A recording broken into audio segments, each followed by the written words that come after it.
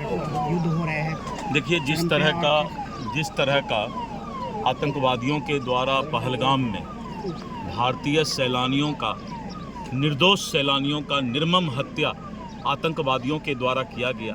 प्रधानमंत्री नरेंद्र मोदी जी बिहार के धरती पर ही 2 दिन बाद झंझारपुर में आए थे और उन्होंने कहा था कि आतंकवादियों को धरती के नीचे या आसमान से ढूंढ कर निकाल कर हम मारेंगे।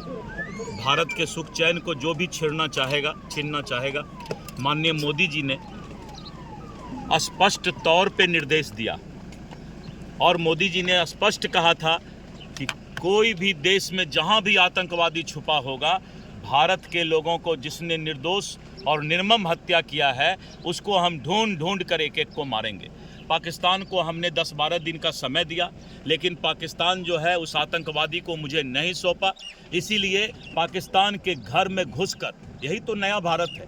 नया भारत की ताकत ये है कि हम पाकिस्तान के घर में घुस करके उसके घर को भी, उसके बंकर को भी हमने नेस्तनाबूद किया और 100 से ज़्यादा आतंकवादी को मारने का हमने काम किया। हम अपने सेना को सैल्यूट करते हैं, सेना को शुभकामना देते हैं और जहाँ जहाँ भी आतंकवादी होगा भारत ढूंढ के मारेगा, क्योंकि ये मोदी जी का भारत है और मोदी जी का भारत पीछे हटने वाला नहीं है।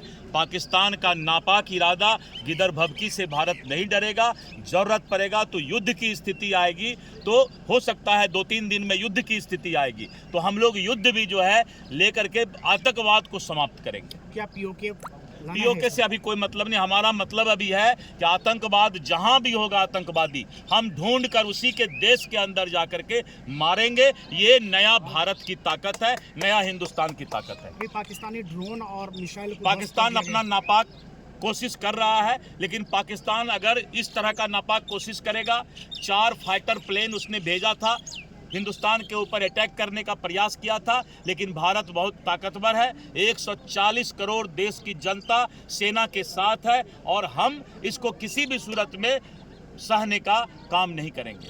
Thank you.